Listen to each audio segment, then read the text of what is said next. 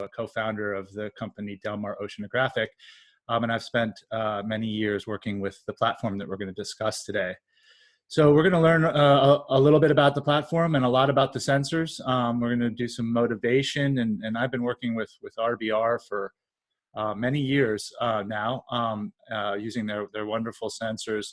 So we're going to hear about the sensors. We're going to hear about how they're integrated into the mechanical system that is our profiling vehicle, the Wirewalker.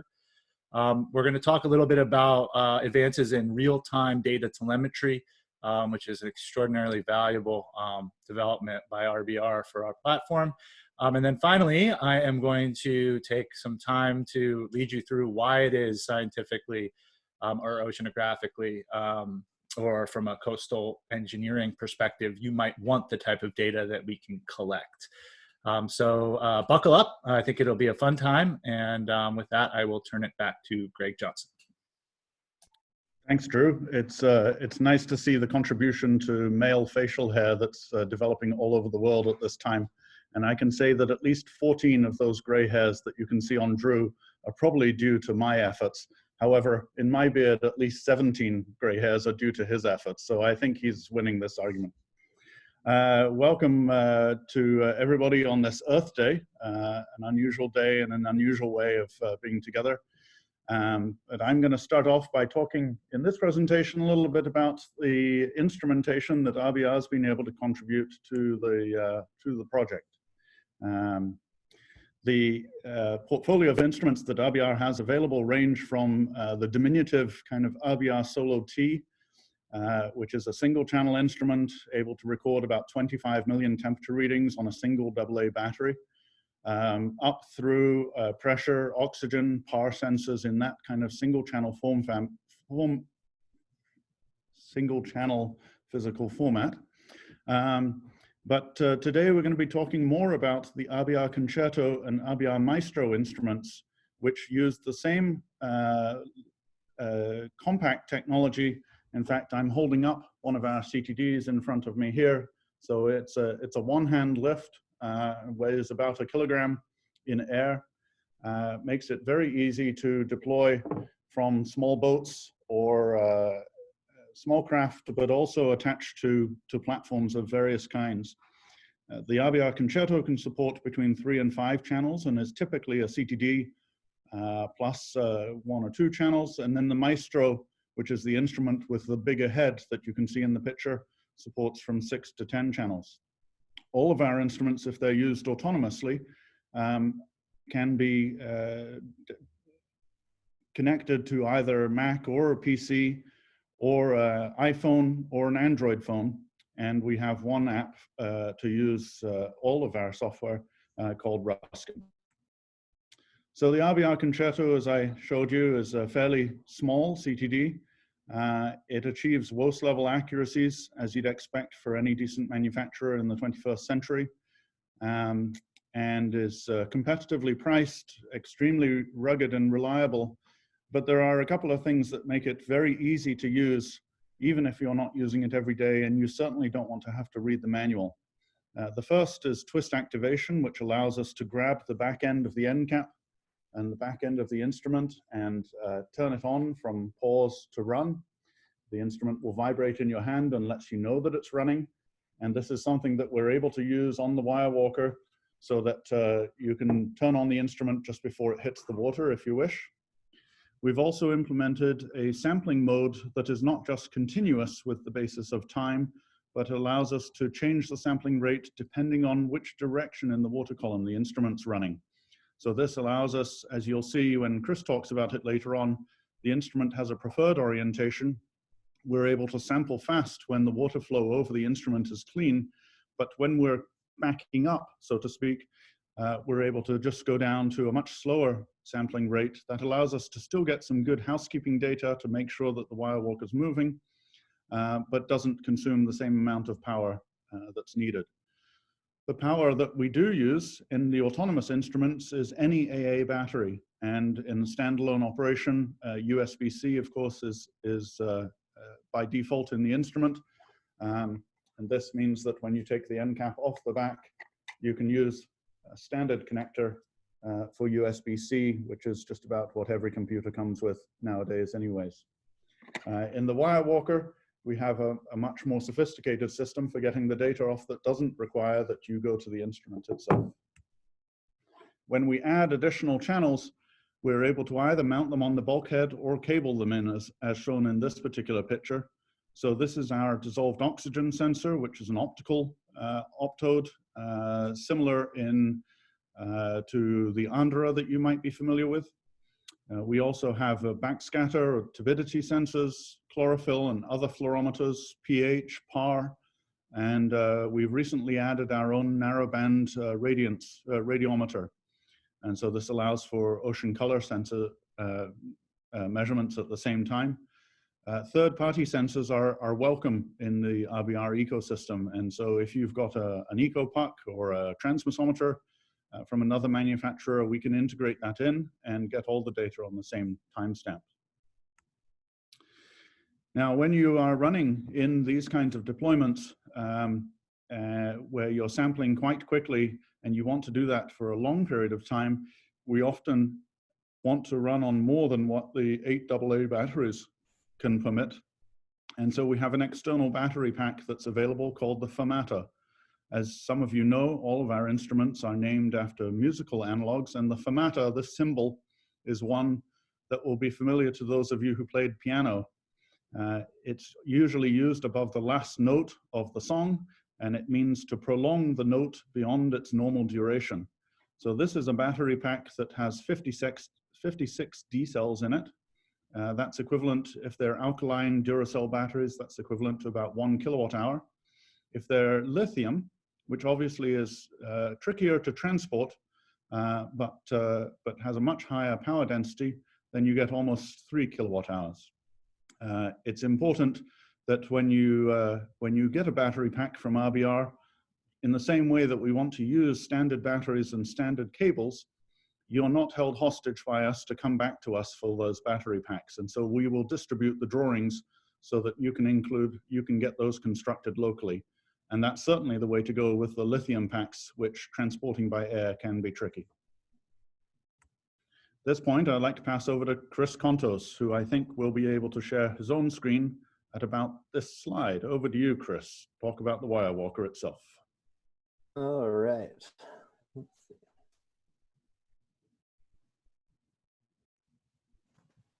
Go ahead and pull up my screen here so I can flip through the slides myself. How's that look? Looks good. Okay. All right. Well, one of the things that we really like about the RBR loggers is that they're low power. And so being low power, they last a long time. And if we take that into account, what pairs better with a low powered sensor or logger than a no power profiler? And so that's where the Wirewalker really steps in. It's a zero power profiling system that gets all of its energy, if you will, from the waves and the surface of the waves. In essence, the Wirewalker is an autonomous wave-powered rapid profiling system. It's more than really just the profiler yourself. So what you see on the picture is the profiler. But the Wirewalker system should really be viewed as part of a mooring system. And I'm going to start.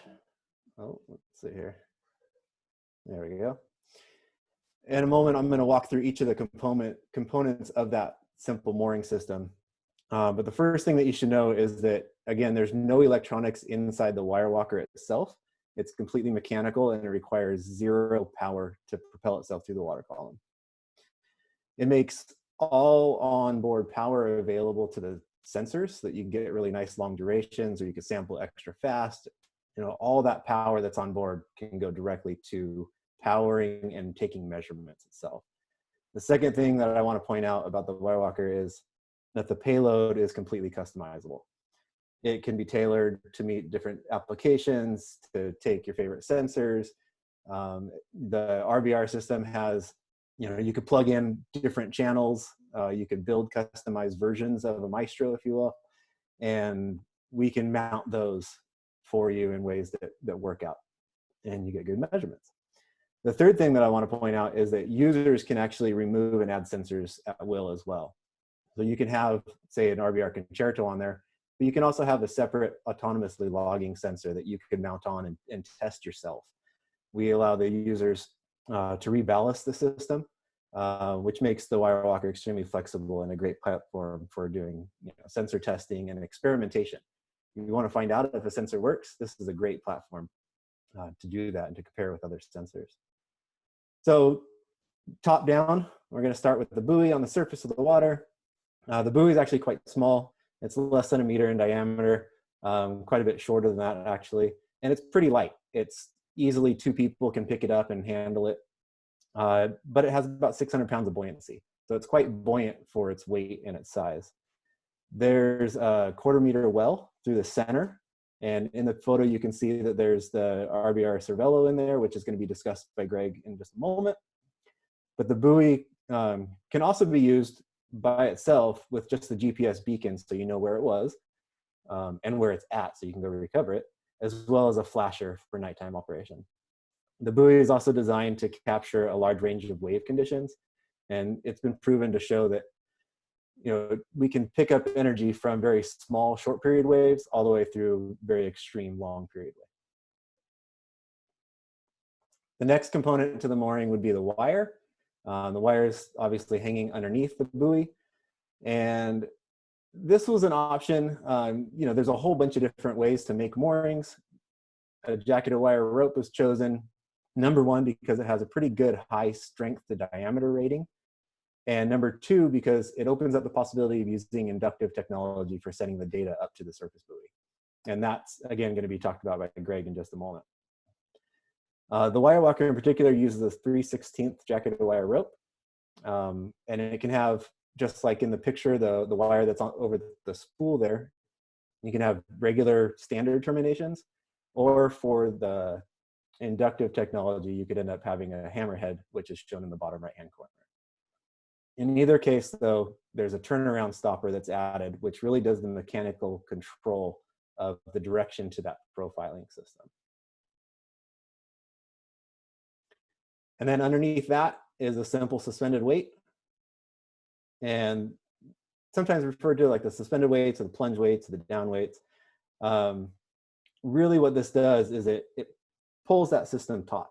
And so you've got a semi-rigid system that now bounces with each wave that goes by. All right, so it's tracking the surface, and that whole system can be seen bouncing up and down together. And that's really what's doing the driving of the profiling. The profiler itself is the next component to add, and the 2-way motion, that bouncing that we saw, that's really what's driving a cam inside the Wirewalker to walk its way down the wire, and then it eventually hits a stopper at the bottom that opens up the cam mechanism, and the platform surfaces up under its own buoyancy. For the best performance, the profiler is ballasted so that the ascend rate, when it's under its own buoyancy, ascends at about 0.4 to 0.5 meters per second. And that downcast, that walking down, it does change a little bit. The rate of that will change slightly depending on what the wave conditions are at the time. So bigger, harder waves is going to go a little bit faster. Really low energy, it might profile a little bit slower. But a good general rule of thumb is that we profile it takes about 1 minute to profile 10 meters. So a 100-meter profile would profile in roughly 10 minutes.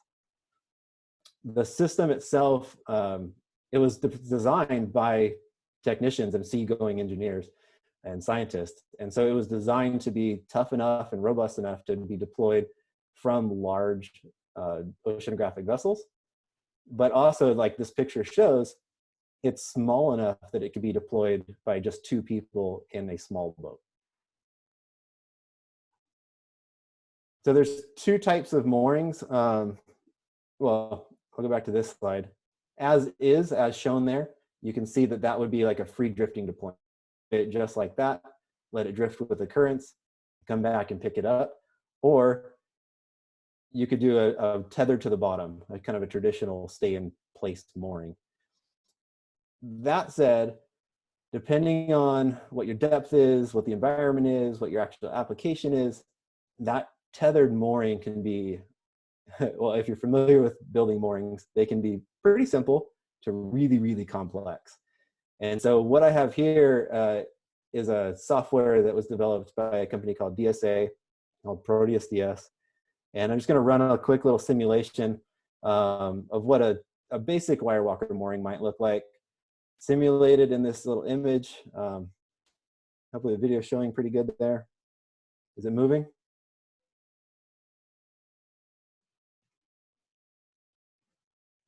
There we go. Low, but it's coming through. Okay. So what's being simulated is a 2-meter wave, 8-second period, 25 meters water depth, and some minor currents. And so what this is really showing is that catenary mooring design. And while it doesn't really show the Wirewalker doing its thing, walking up and down, it does give you a good idea how things interact and what a mooring design might look like. I like this view here. So that one there shows clearly, you can see the suspended weights down at the bottom here. You can see that the mooring wire has a little bit of tension on it all the time. And then there's very little tension on that tether to the ground. And I think this helps visualize why the mooring design must keep a little bit of slack. You know, you need that bouncing just like a scientific wave buoy would. But also you need to account for tides and waves, and you don't want that suspended weight to be slamming into the bottom or resting on the bottom. That's going to stop your profiling. So that needs to be up above the bottom. I've got another little animation that I'll run a clip of here. This one was provided by some of our awesome Wirewalker users. And so it shows kind of the same thing. There's the weight, you got the wire rope, you got the buoy, everything goes slightly taut. Put the Wirewalker on there with the Maestro and some other instruments. And then what I like about this little animation is that, number one, it's really creative. But number two, it does a great job of showing that ratcheting motion. With each wave that goes down, the Wirewalker steps itself down. And then when it gets to the bottom of the mooring, it'll hit the stopper. And it ascends freely, and it's totally decoupled from the wire. And it's ascending under its own buoyancy. And then it hits the stopper on the top, and it does its own thing again and ratchets back down. So kind of moving on a little bit from the mooring design thing, I'm going to focus now on the mechanics and some of the various payload options. And this rendering is a good place to start because, number one, it shows the basic anatomy of a Wirewalker. In the center of it, you can see where the profiling cam mechanism is. We've got the buoyant foam, which causes that ascent rate to be consistent. We add different clamps depending on the sensors, so those are customizable. And then kind of a unique aspect here is that there's a short cowling and there's a longer cowling, which gives it a leading edge and a trailing edge when you're in currents. This is a photo really similar to that rendering,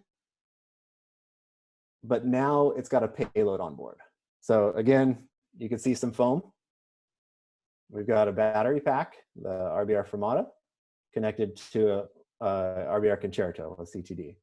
And in this case, we had to add a little bit more buoyancy because now we've got 56 D cells to account for, and we've got the CTD on there. One of the main things that I want to point out here is the direction of the CTD, though. It's facing upwards. It's opposite to a traditional CTD cast that's coming from a shipboard and going down, and that's because, again, that smooth ascent is where you want to take the measurement. So the CTD is pointing upward to get into that cleanest, most undisturbed water, if you will. There's a whole bunch of different other sensors that you could put on here. This is a really complex integration that's got, you know, PAR, optical sensors like dissolved oxygen fluorometers, a transmissometer. Again, these are all connected into the Maestro.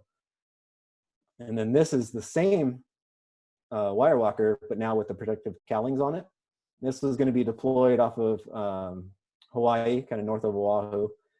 And this one, I want to point out that the optical sensors are popping out the sides of the cowling here. And that's because you don't want the optical sensors pointing up at the sun.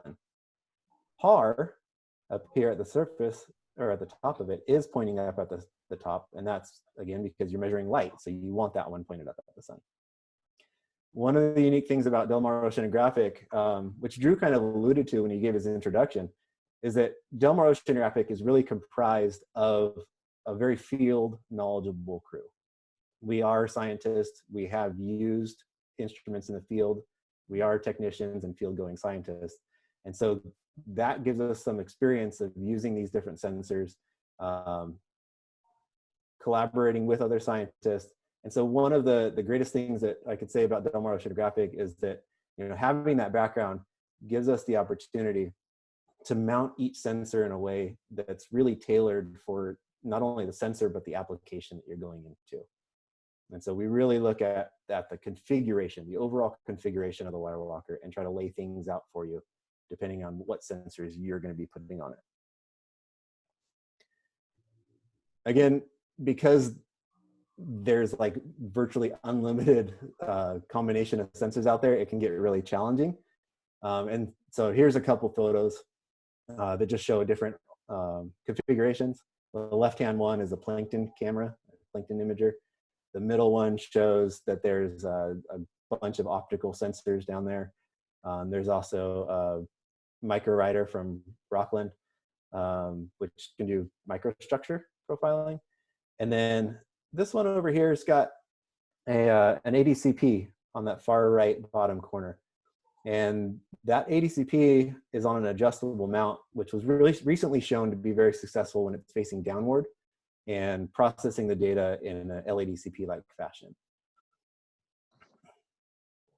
That was just a few of the applications there, or different configurations. But in summary, I'm going to go back to what I said at the beginning. The Wirewalker in general is an autonomous wave-powered rapid profiling system, and it consumes no power itself. The decoupled descent, right? That smooth decoupled descent, it gives a good measurement opportunity for a wide variety of payloads. And that's really where the applications are going to shine. You can tailor your deployment to specific applications. And so I've just listed a few of them here. There's a whole bunch more, I'm sure, but most of these can really benefit from real-time data. And that's kind of the next step in the Wirewalker evolution, was this addition of a telemetry system, which is what Greg will speak on now. Thanks, Chris.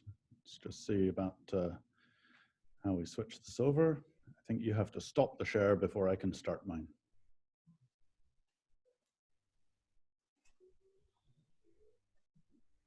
There you go. There we go.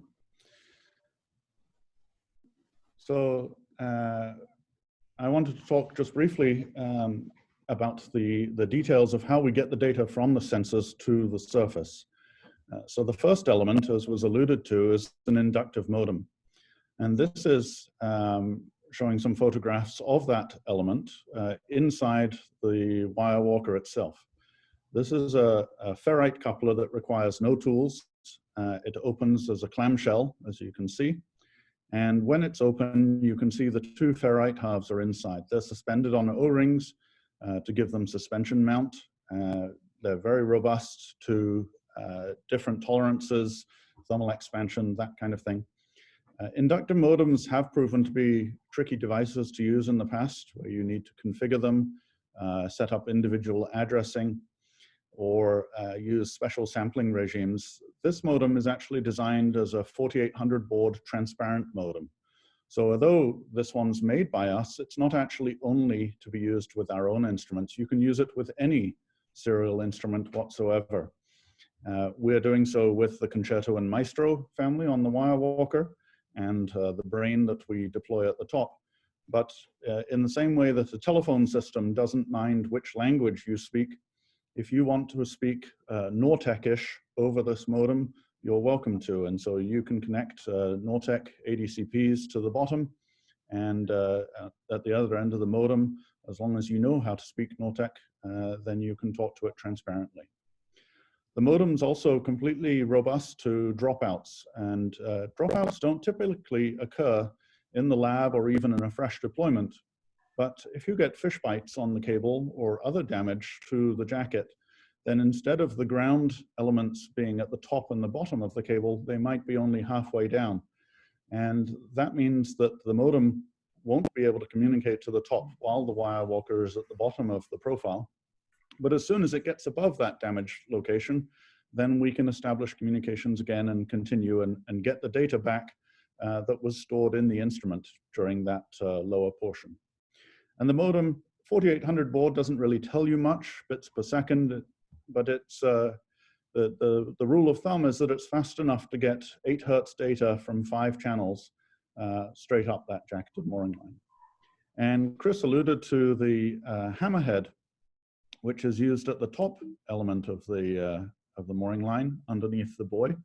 But before we get to that, here, and I hope you can see my mouse cursor, just below the cam is this black block, which is where the center line with the wire drops in, and that's how the ferrite coupler is attached.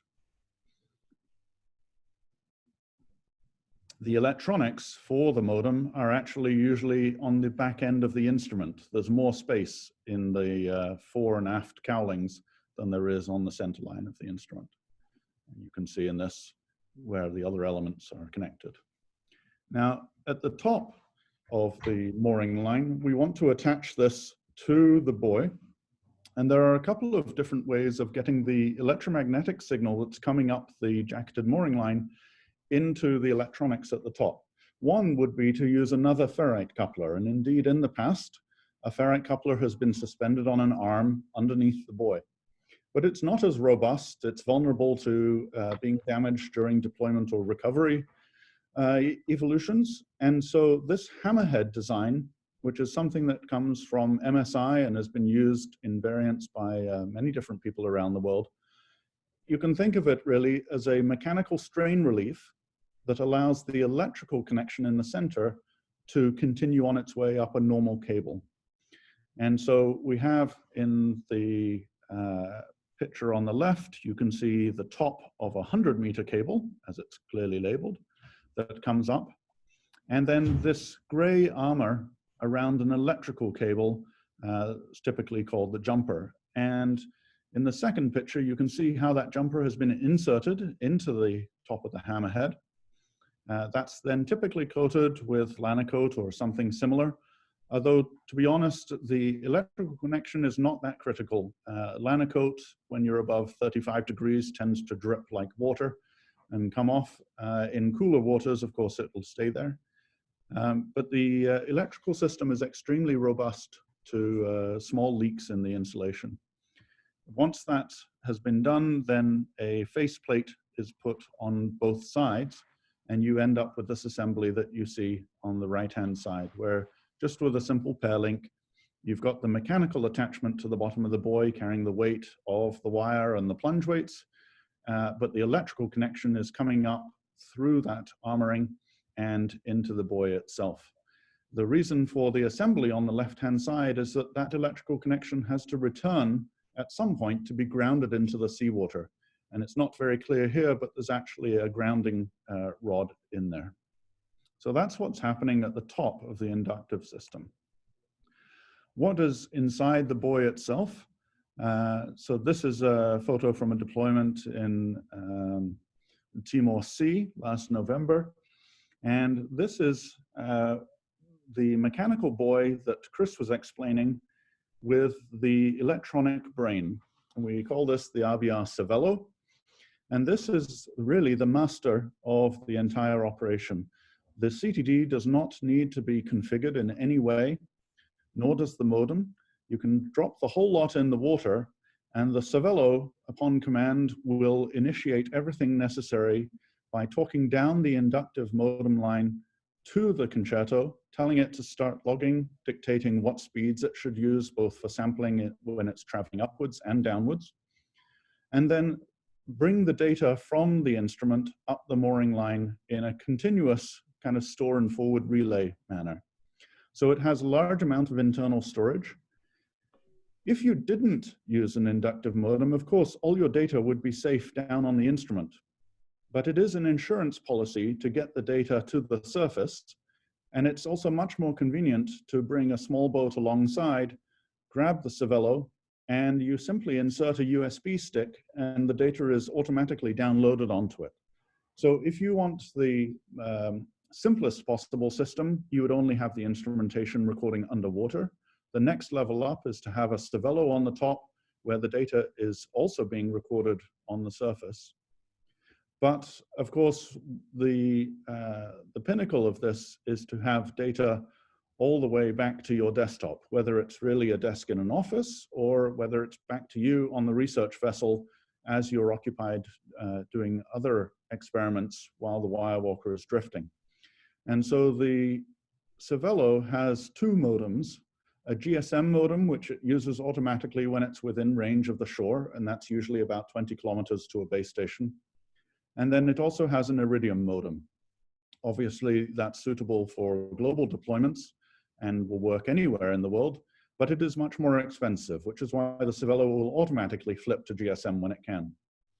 Finally, at the top, we have a debug port so that you can talk to it just from a laptop on board the ship. And one of the things that really inspires a little bit of trepidation about inductive mooring lines is that it's difficult to tell that they're going to work until you put them in the water.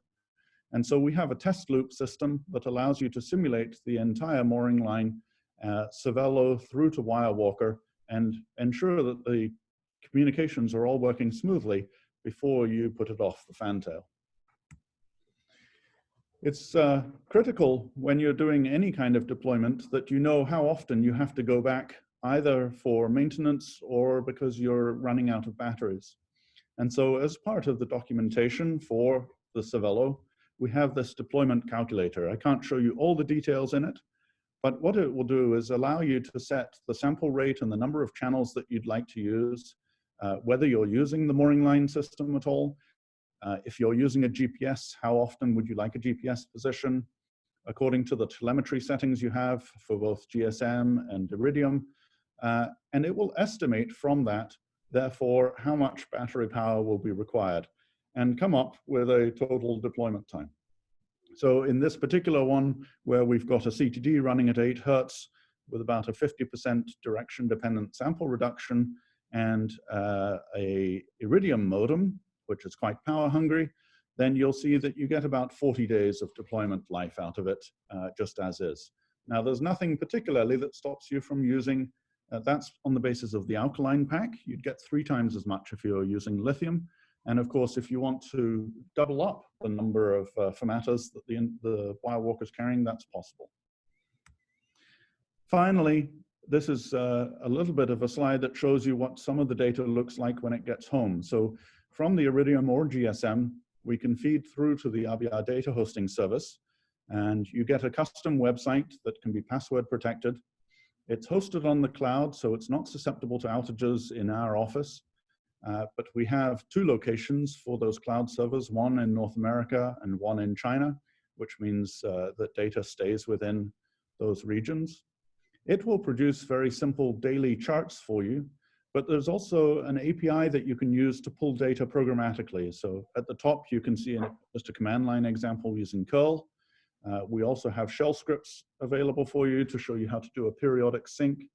And it makes it trivial while you're on board the ship during the cruise to also get the data in a low bandwidth format. Rather than having to re-download copious quantities, you can get that data direct to the laptop that you've got on the ship's network, usually in pseudo real time. And by pseudo real time, I mean within about 5 to 10 minutes of the profiles actually occurring. Of course, this also includes the GPS data. So providing nothing catastrophic has happened to the float, then you'll know where the system is at all times. If you're in that drifting mode, you can go pick it up. And the GPS beacon, the Iridium beacon, is there as a backup to that system if something really catastrophic occurs. At this point, I'd like to pass over to Drew to talk about what I think is probably the most interesting part of this and less of the technobabble. And he will talk to us a little bit about the science that drove this whole development in the first place. Well, I'm not sure I'm going to be completely free of technobabble, but let's see.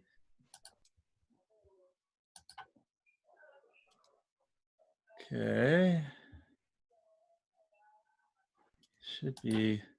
We're seeing your desktop at the moment. Okay, perfect.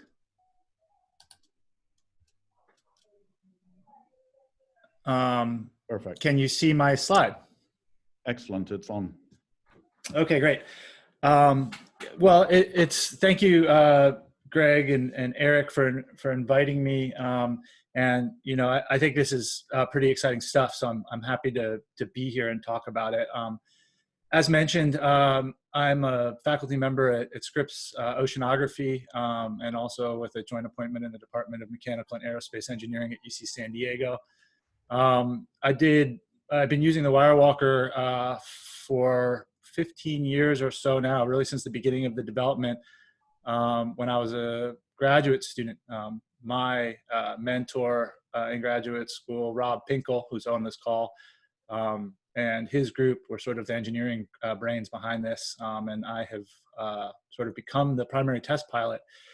I'm a co-founder of Del Mar Oceanographic as well, and I'm going to talk a little bit about the type of ocean exploration we've been doing with this system, because I think this gives you all a good examples of you know, what it is that we were after, why the system was developed in the first place, and maybe you can see some of your own applications in this work.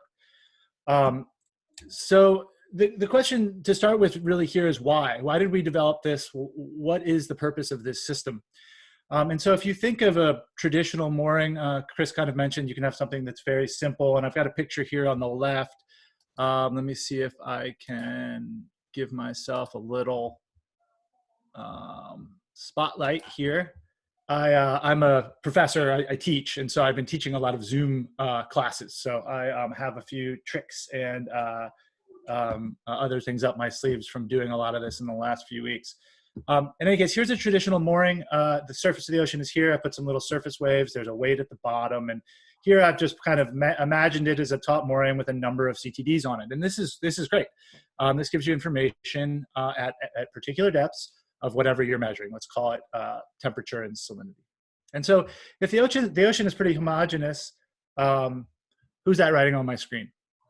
If the ocean is pretty homogeneous, that is pretty good.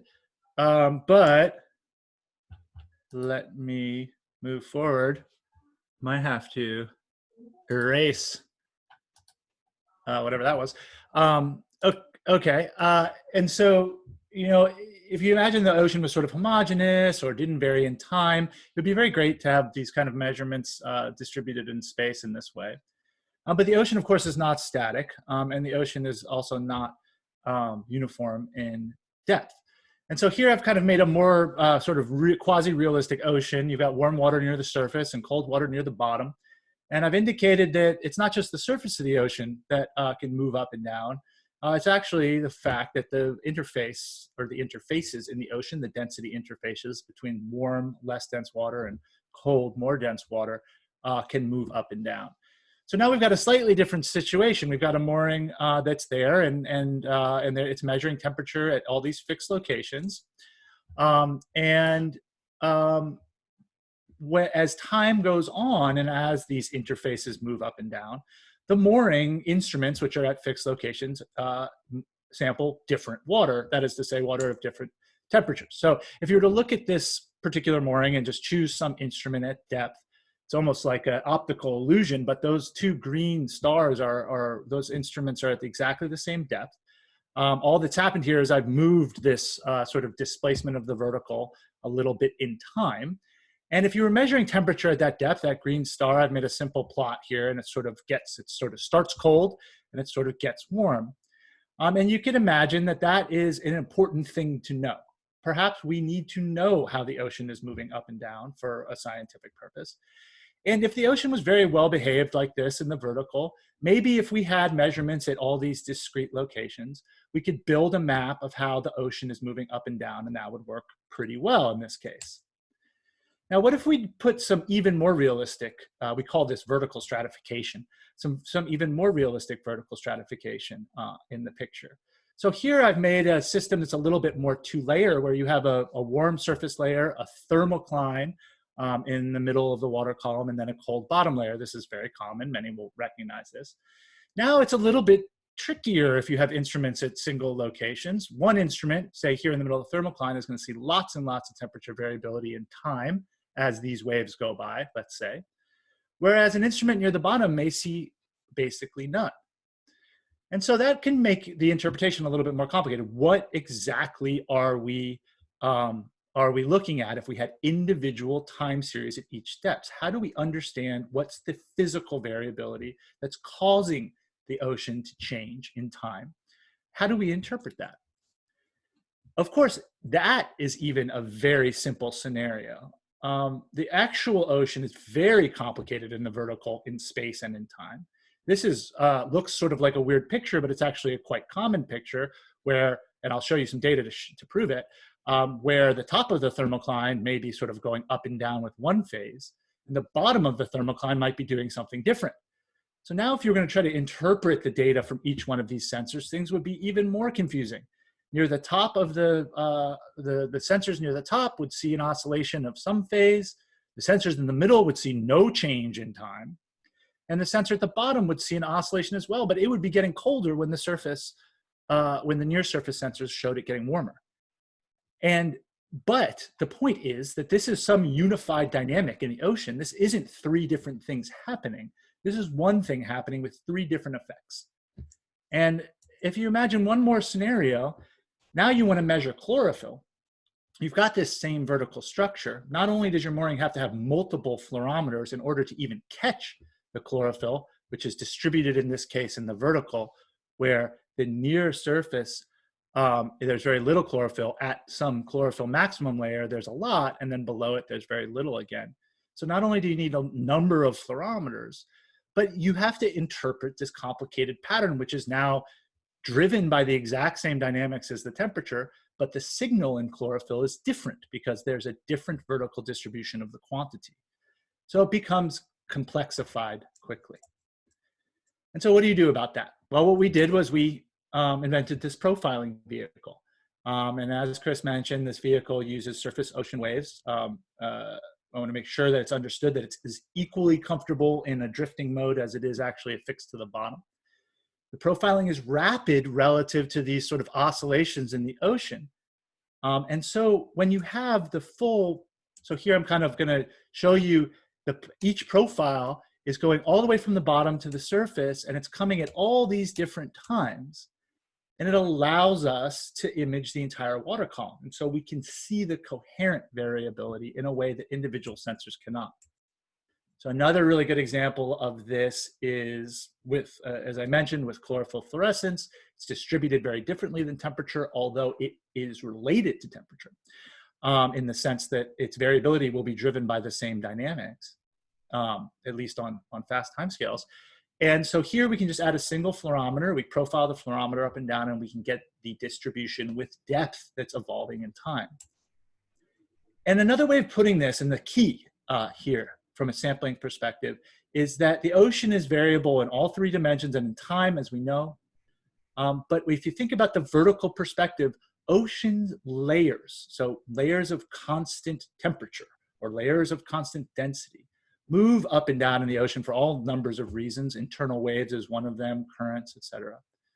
A natural frame of reference for the ocean is moving actually displacements with those layers.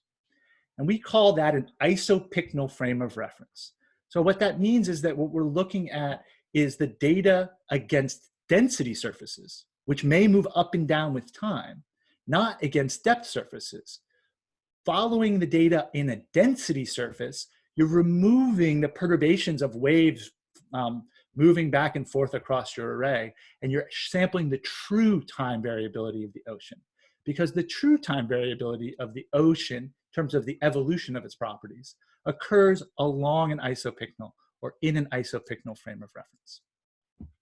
Okay, so that's the introduction. Again, I'm happy to take questions. You can just put them in the chat. I'll answer them as we go. But now I'm going to show some examples of some different types of data. Okay, so here's an experiment that we did last summer. I should have said right off the bat, the development of the Wirewalker system, multi-year development effort at Scripps Institution of Oceanography, funded by the Office of Naval Research at the US, by the National Science Foundation in the US. And we continue to be supported by ONR, by NSF, by NOAA, by NASA. All the big federal agencies that do ocean science have supported us in the past and are currently supporting us now. So here's a picture of the Scripps Research Vessel, the Sally Ride. The back deck is crammed with stuff. This is us deploying a Wirewalker system, now using a big buoy. And we're using a big buoy because this was a joint effort with Woods Hole Oceanographic Institution. And on that big buoy is a full meteorological and surface ocean flux package that is constraining the variability coming through the surface of the ocean. That's something that WHOI's been doing for many years and that they're experts in. And what we did here is we added a Wirewalker underneath it, and we coupled the systems in the sense that we have observations happening in the subsurface that are applicable to the flux observations that we're getting from the buoy.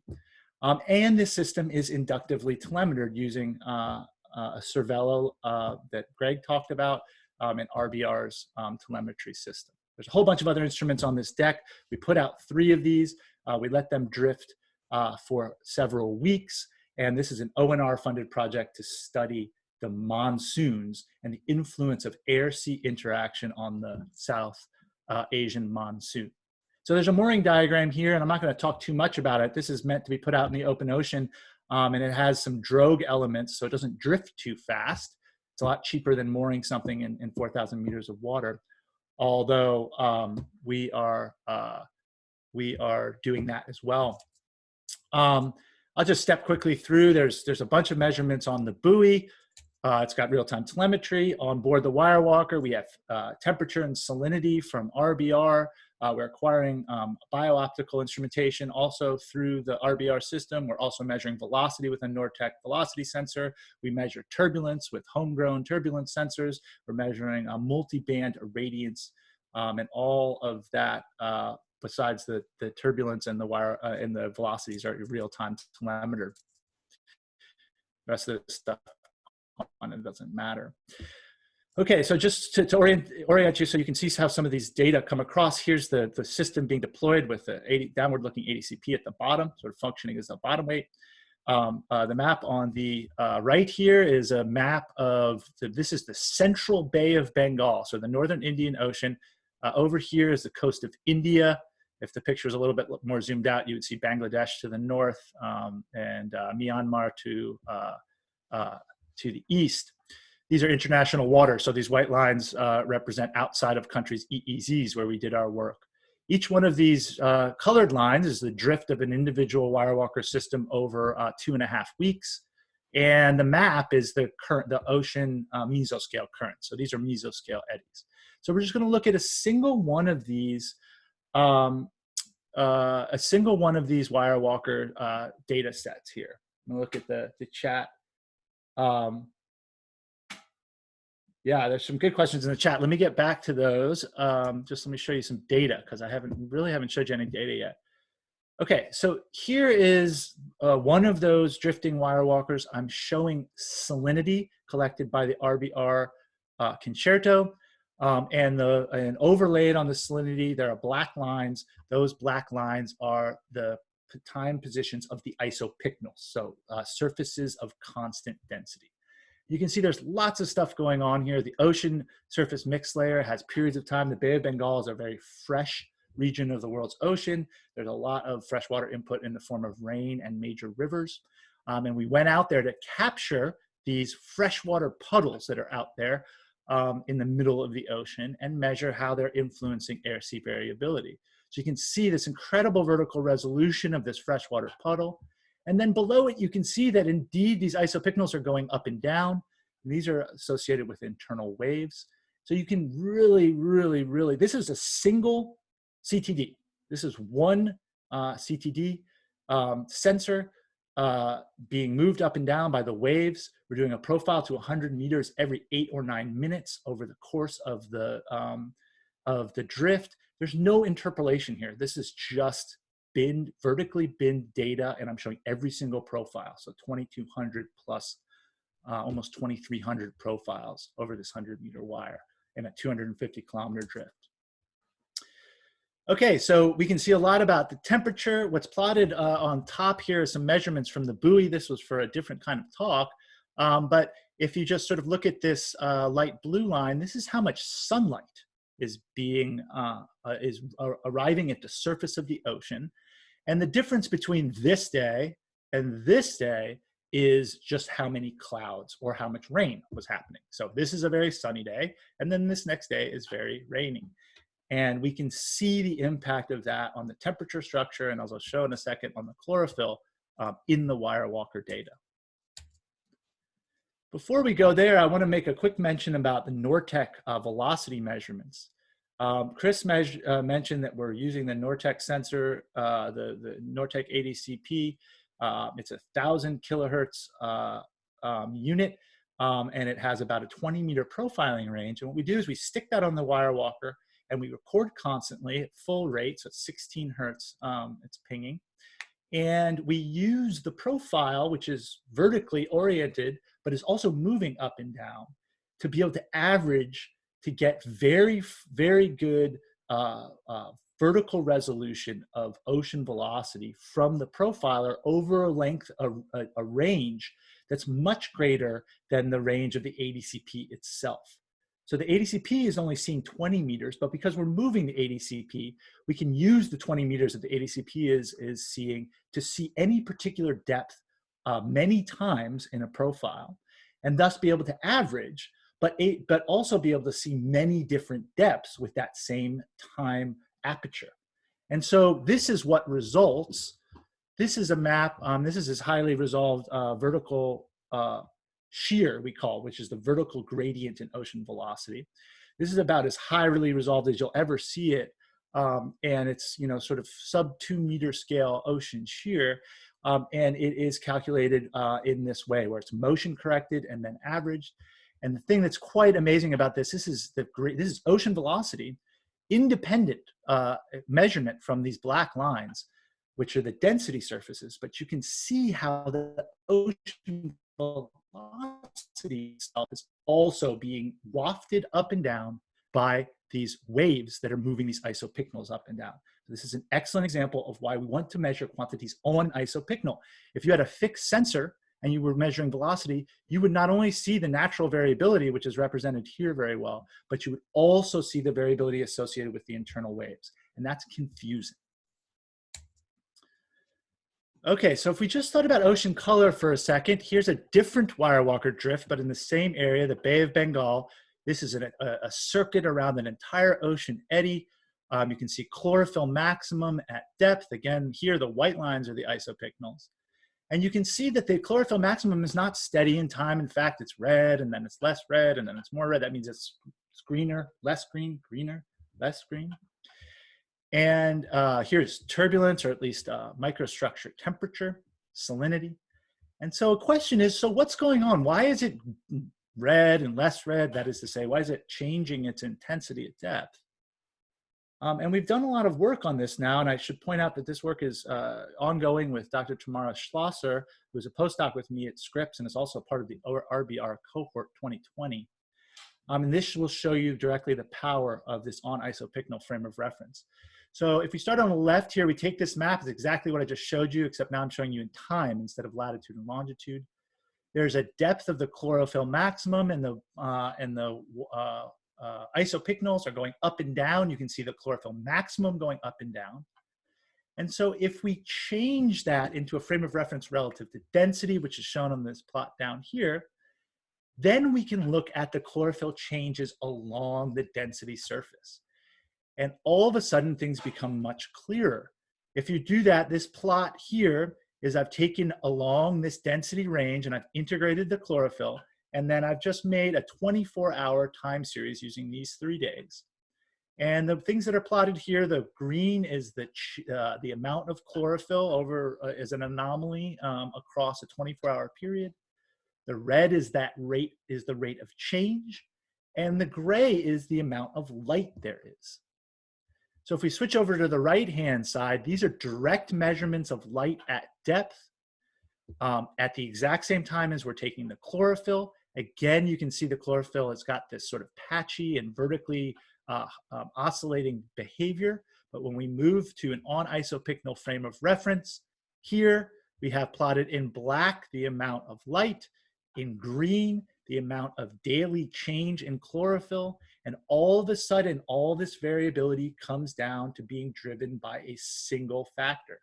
The chlorophyll is responding to the amount of light there is. That is to say that the phytoplankton are growing on a daily timescale. This is extremely difficult to see unless you have the time resolution and the vertical resolution to be able to put these quantities on isopycnals and then analyze them from that perspective. So what we say is that the ocean becomes less complicated when you have more resolution. Okay, what time is it? That is the one thing I can't see with my screen shared. Greg, what time is it? 3 minutes before the hour, Drew. 3 minutes before the hour. Okay. Well, I'm going to probably make it a little bit more painful for you than getting out of here in 3 minutes, but we've still got 125 people online. I think everybody's interested in in seeing more. Okay, so I'm going to show a couple of examples of some other ways that we've used this Wirewalker data in a similar way to disambiguate the complicated coastal ocean. These are some data from Wirewalker deployment that I did in my postdoc off of South Africa. It's a very strong places forced by very strong winds. And if you look at temperature, you can see the effect of the wind. The top line is how hard the wind's blowing. The black line, when it's very high, when it's elevated above the middle, is showing strong upwelling winds. You can see that there's these periods where the water's quite cold throughout the water column, other periods where there's strong stratification. And there's variability where there's time variability in that. So sometimes it's cold, sometimes it's warm. You can see the chlorophyll fluorescence really reflects those patterns. So the chlorophyll is sometimes at the surface, or if the water's warm at the surface, the chlorophyll is at depth. If you're measuring chlorophyll in just one location, it would be very easy to miss these thin layers. And then you would have an added complication of what's happening here, where we look at, zoom in on that small period of time, you've got warm surface, cold bottom, chlorophyll at depth, then the wind starts blowing, the chlorophyll shows up at the surface and is now going back and forth in the ocean currents as a patch. And that's the type of variability that exists, and I'm not going to spend a lot of time explaining why that is the case, but that's the type of variability that exists in the coastal ocean, and it's variability that forever we've just seen as a single squiggly line at a single depth, which does not help us much from the perspective of interpreting what are the dynamics that are forcing that variability. In South Africa, it really matters. These are actually, these blobs of red here in the chlorophyll trace are actually red tides. The red tides get so intense that when they die, the oxygen gets completely stripped out of the coastal ocean. And this is a low resolution, I'm sorry to say, picture. And this red mass here is lobsters. These are all dead lobsters that have crawled out of the ocean to die because there is no oxygen left associated with the very strong red tide. Where does the red tide come from? Well, the question is actually kind of simple, or at least easier to resolve once you have this vertical data. Here's another picture of a different kind of algae bloom. This is a green tide offshore of Scripps. A lot of our development work has been done off the Scripps Pier, which is right here. And so we have a lot of experience with and there's a lot of blooms of algae in the area. And so we have a lot of experience with this. Here's an example of some data that we collected in Scripps, in the vicinity of Scripps Pier. We did a 1-year deployment of a Wirewalker in 100 meters of water, 35,000 profiles. Over that year, we got a profile every 17 minutes, even including the times it was the system was having its batteries changed or being cleaned, et cetera. So incredible record. Here's just about 45 days or so. And you can see this amazing correspondence. The water column vertical variability is associated with internal waves. Temperature surfaces going up and down. You can see, again, the chlorophyll distributed at depth also going up and down. But you can see now that there's a lot, a little, a lot. Again, associated with, once you can map the vertical structure, you can pull out the dynamics. So here's a little bit more of a up close of that. Here's only about 8 days. You can see this chlorophyll maximum going up and down with these vertical oscillations of the water column. This is an incredibly dynamic place because of the submarine canyon that we have. But you can't understand the chlorophyll variability unless you can see it evolve in time on isopycnals. Okay, so to close, so we don't go too far over, you can see I've got a lot of extra slides. We're going to talk a little bit about a specific application of this, and then I'll end. It's a couple more minutes, and it's some work that I've been doing with various government organizations in Southern California, just monitoring coastal water quality via the Wirewalker system. In this case, we've done a couple of deployments and are continuing to work with the sanitation districts in Orange County, California, and Los Angeles, California, in order to make measurements of the impact of their ocean outfalls. And in Southern California, we're a beach culture, and water quality is really important to us. The sanitation districts are dedicated to optimizing water quality.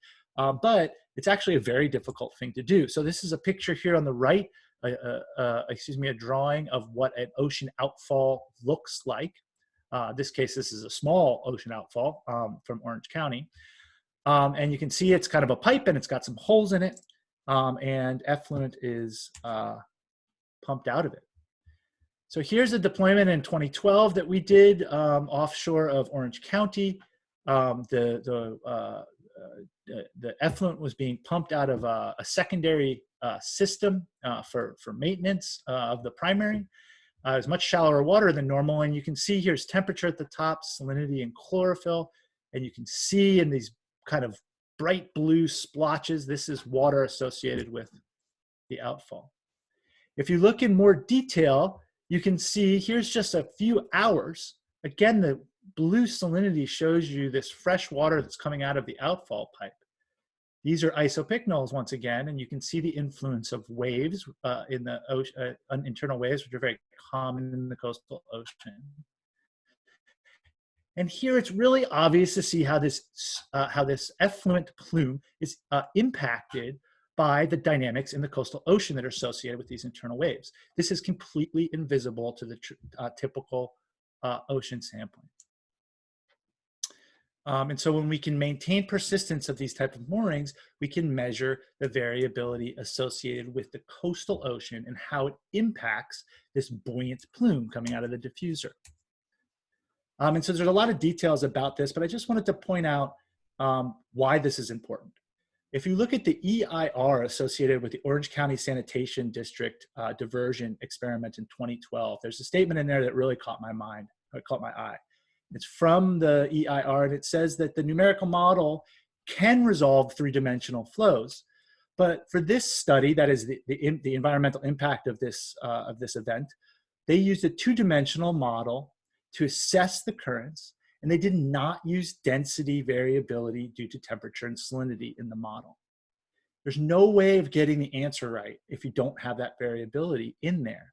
And there's no way of showing policymakers or of informing the public about that issue until you have these kind of data.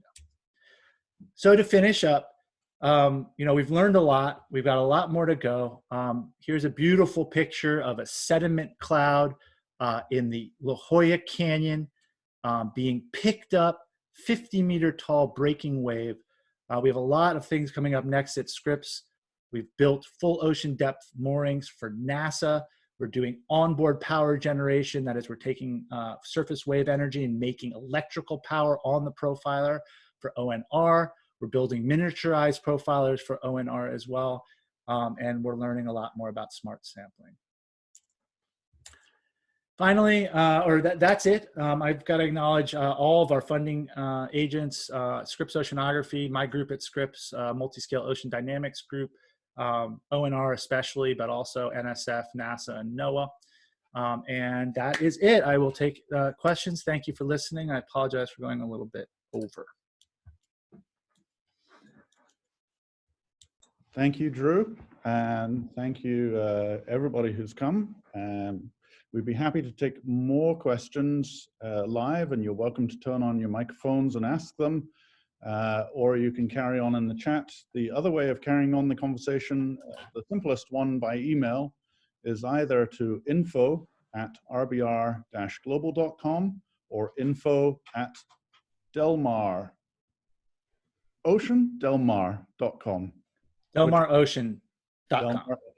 Thank you, delmarocean.com. So, yes. And we are relying on our NORTEC friends to be wearing their RBR hats. So if you want to come online and show the RBR URL, you can do that too. Thank you to everybody who's asked the interesting questions. I think we've managed to cover them. There's some important fashion questions coming through for Drew at the moment, who... Yes, that is correct, that you are looking at a University of Ghana shirt. I work with some colleagues at the University of Ghana, and we work on some coastal oceanography summer schools in Legon and at the Regional Maritime University there in Accra. Let us... just looking in the chat. Yeah, folks have questions and want to just speak out. That is totally fine as well. We do not. It's an open forum now. And I skipped some slides, so if you don't have any questions, I can torture you with more data. Drew, this is Eric here. We had a little bit of a consistency in some questions that were in the chat that didn't come up in the video specifically, but maybe you and Greg could speak together about deployment durations. A couple of people asked about battery power, a couple of people asked about biofouling, both of the Wirewalker mooring itself and instrumentation, and also about wire dependability, how strong it is, how many cycles it can do, those kinds of things. Sure. So, there's an inverse relationship to the bandwidth, your sampling bandwidth. So how many channels are you collecting and how fast are you collecting them? And the duration of any battery pack. And so the way that we being sort of me at Scripps or our group at Scripps, what I'm interested in the ocean are things that happen fast and require high vertical resolution. So I typically run my sensors wide open. And in that case, for a typical sensor load, we have about a month of autonomy or a little bit more on a Fermata with an alkaline battery pack. We use lithium battery packs in the Fermata as well. That'll take you out to about 3 months. And by the time you start being a little bit smarter about how you sample, that is to say, maybe you don't care about producing the type of high bandwidth pictures that I do, then you've got a longer, you can kind of tune it to the length of time that you need it to go. But when it comes to the biofouling, look, first, let me say something about the mechanical robustness of the system. Chris mentioned this. We have a decade and a half of multiple open ocean cruises per year of experience with this system. We have 500,000 profiles. And so when I say that this is robust in the ocean, I'm not just saying theoretically. This is robust in the ocean, proven. And so that really gives me the confidence to say that, we have optimized this system for simplicity specifically for it to be robust. So for example, we deployed a Wirewalker for 1 year on a mooring offshore of La Jolla, California. We did not change the wire. We did not change anything about the cam or the vehicle. We did have to take it out of the water and change the batteries every so long. And we did have to wipe the sensors every so long. But mechanically, there was nothing done to the system for a year-long 35,000-ish or 34,000 profile deployment. When it comes to biofouling, it's a great question. And what we found with biofouling is, yes, biofouling is an issue for sensors. It's not an issue for profiling. The profiling cam and wire essentially clean themselves through the action of the surface waves. But we have an advantage when it comes to biofouling relative to traditional moorings and to some extent relative to gliders and Argo floats. And that's because we go up and down quickly. So if you are a larval barnacle, the last thing you want to do is go from the surface to 200 meters back to the surface every 20 minutes nonstop. That is not a good growing condition for a barnacle. Barnacles grow in depth strata. And so in the end, biofouling is an issue, but it is something that we can handle. And from a physical perspective, you know, now we are, you know, we're capable of going a year. I mean, that I can say for sure. And whether it's longer than that, I guess I don't know. But those are some answers to those and the questions. comment about fouling would be that different sensors have different sensitivities. So clearly, if you're looking at a transmissometer where you're really looking at attenuation, then even a microbial slime building up is going to be devastating to your measurement. If you're, however, looking at the CTD, then you're not so worried about microbial slimes in an inductive CTD. You're more concerned about things with real physical geometry that you can detect. So you're looking at weed actually growing, and that is much less common to occur. So you don't have, the other thing is that when you do bring the instrument out and you want to clean it, you want to have a suite of sensors where that cleaning is easy to do. You don't need chemicals. You can really be using toothbrushes and bottle brushes to give it a quick wipe down. There's a question about, oh, so it's TechEye. So TA, I'm going to reveal her, TechEye in our calibration lab, just about 15 meters from me, is actually an alumni of University of Ghana. So she's the one chipping in so proudly to see the shirt. Yeah. There is a question from Curtis about Wirewalker deployments near submarine canyons and whether we've seen any turbidity flows or submarine landslides. Oh, and you already. Great question, Curtis. That was not planted. I will share my screen again. I don't know if you can see my screen now. Greg, can you see my screen? Not yet, no. Okay. Yeah, unfortunately, we still see your face. That's so better. You're a very friendly colleague today. Yeah, we're seeing presentation view with. So Curtis, good to hear from you. Good to sort of see you virtually. So these two images that are in the middle of this. Drew, we're seeing your presentation mode and not your real slide mode at the moment. You might be able to do a swap screen. Sorry. Apologize. Let me try again. I have to say, I'm feeling out of place here, guys. Yeah, wasn't going to say anything, Chris, about how clean you are. Can you see my slide, the presentation? Or, you got it. You got it. Perfect. Great. Awesome. So the two pictures here, Curtis, are collected in the La Jolla Submarine Canyon, which is just offshore of Scripps, just like you guys in Santa Monica Bay, where there's several submarine canyons. The middle picture is temperature. What I've done for this, instead of kind of making a color map that is a grid, I've just plotted every single temperature point from individual profiles. And so each one of those lines is just a bunch of dots that are the temperature. I mean, you can see right away that there's this amazing temperature variability on the time series. This is an internal wave called the internal tide. So that's the middle panel. Each one of these is one tidal period. So 12 hours is sort of basically a tidal period. And you can see that the vertical position of the thermocline, it goes up and down. If you look at the third panel down of the middle image, you can see this incredibly steep, sharp temperature change get wafted vertically over 50 meters in only a few profiles, so in a half an hour or so.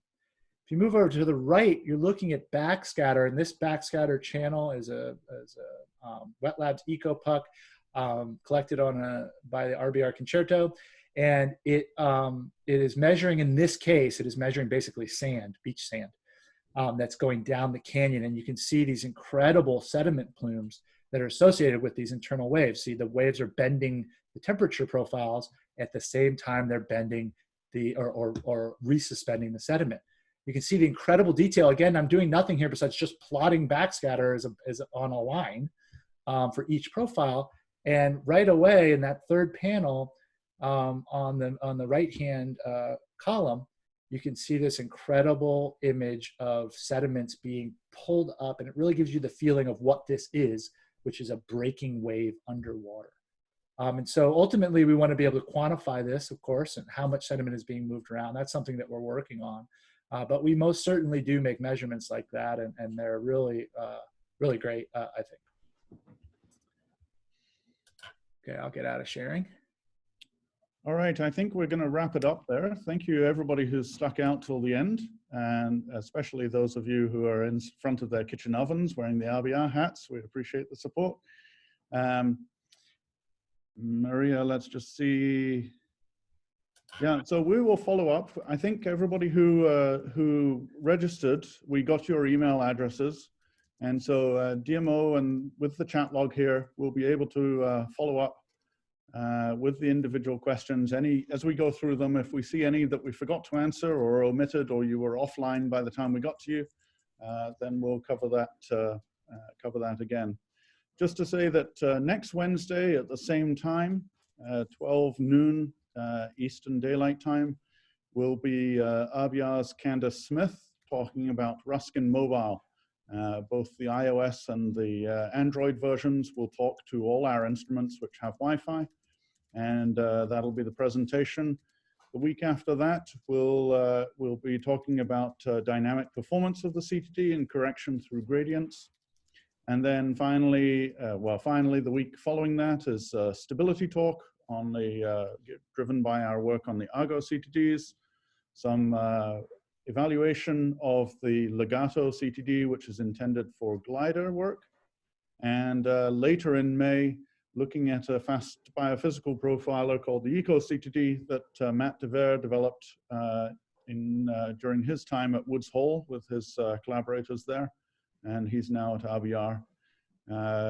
The latest one we've got planned will be use of our free MATLAB toolbox called RSK Tools that really allows you to kickstart your CTD post-processing and stand on the foundations of a robust toolbox before developing your own algorithms for more sophisticated processing.